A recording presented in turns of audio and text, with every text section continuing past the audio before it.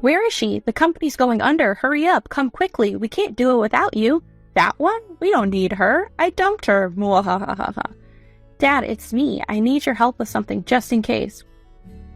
We were enjoying a company trip in Jackson Hole, Wyoming for 2 nights and 3 days, but trouble arose on the day of checkout. Something was off. I was the only one at the entrance. When I asked the hotel staff about the situation, I was informed of the shocking truth. Feeling a bit uneasy, I decided to initiate the secret plan for the sake of the company. My name is Madison Carter. I'm 25 years old and single.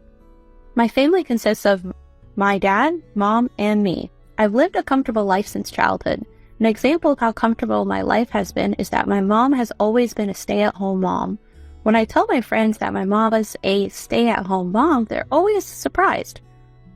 It's probably because stay-at-home moms have become rare in this day and age. On the other hand, my dad's occupation has always been unclear, even when asking him or mom about it. However, when I graduated from college, my parents told me the truth during a family dinner at a restaurant. We've been vague about your dad's job, but the reason we've had a comfortable life is because he's been working hard as an investor. We really wanted to tell you before you started high school, but your mom stopped me.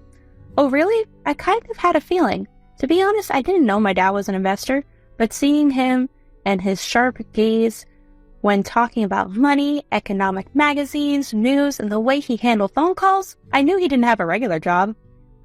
My parents laughed at my nonchalant response, saying I was definitely their daughter. I laughed along with them. A few years passed since then, and now I work at a certain company. Fortunately, it was a job seeker's market in my time, so I could enter any industry. I chose IT because I thought it could be a workplace where women could excel and working from home was possible. That being said, if I were to work remotely for 2 or 3 years after joining the company, I would fall behind my peers and would need to learn the job on my own. So now I go to the office 5 days a week. Actually, my IT company is a traditional sports-oriented company, and today we are on a company trip to Jackson Hole, Wyoming. The hotel in the mountains of Jackson Hole provided a high-quality and well-maintained space that healed our urban hearts. The attendees included managers, and the executives were said to be staying at the company. The managers complained about the executives while getting tipsy.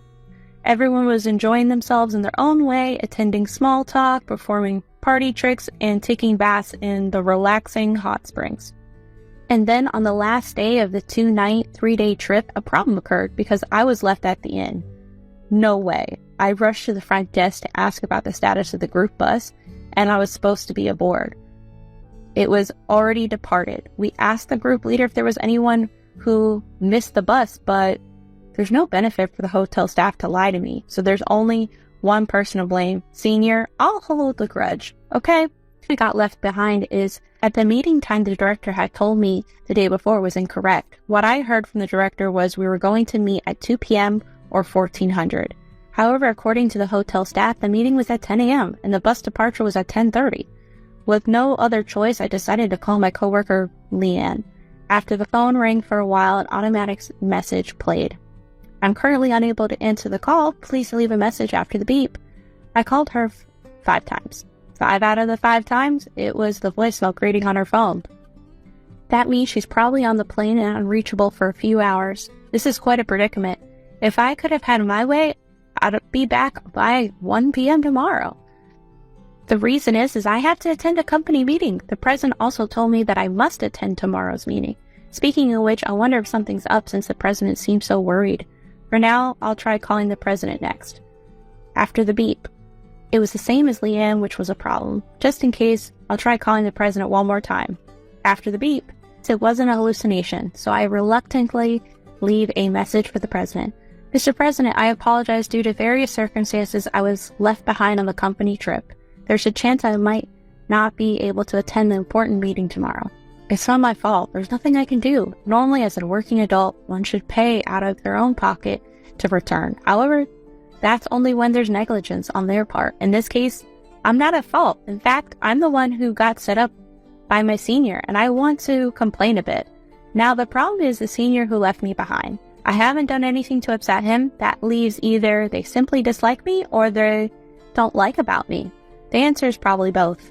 But setting up a trap for me today with the meeting tomorrow, He's only strangling himself. The moment the president notices, there'll be a major panic in the company. Honestly, I'm reluctant to rely on them for such a personal issue, but it might be better to take out all the insurance I can.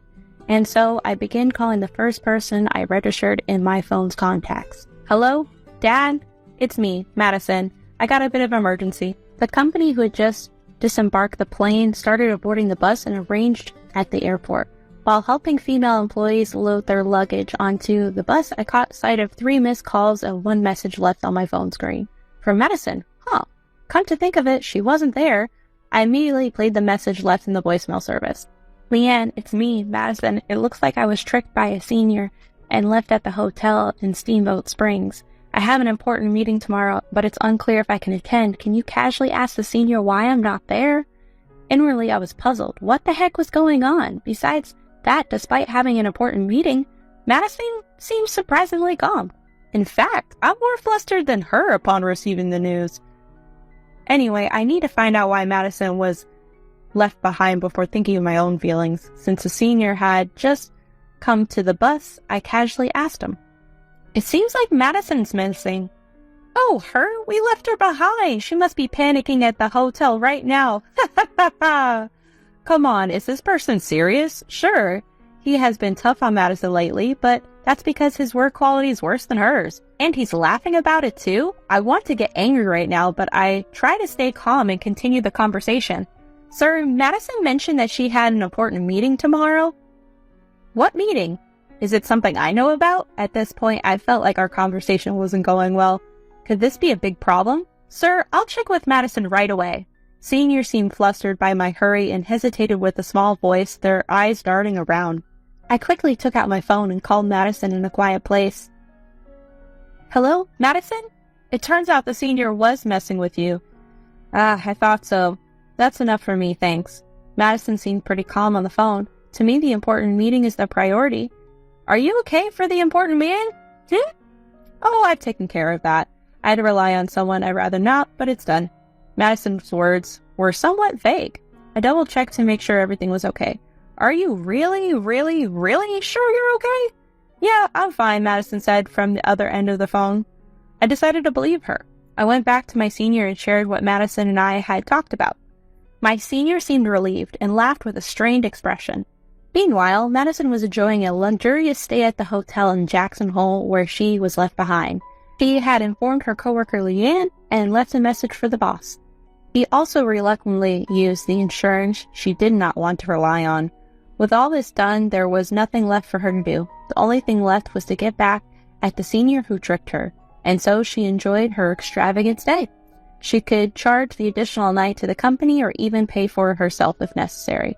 She couldn't get through a day like this without enjoying herself. After going back and forth between the sauna, outdoor pool, and enjoying the heated stone lounge, it was time for dinner. Before her was fresh seafood from the Pacific and locally sourced vegetables and meat. The delicious flavors overwhelmed her, turning her worst day into the best one.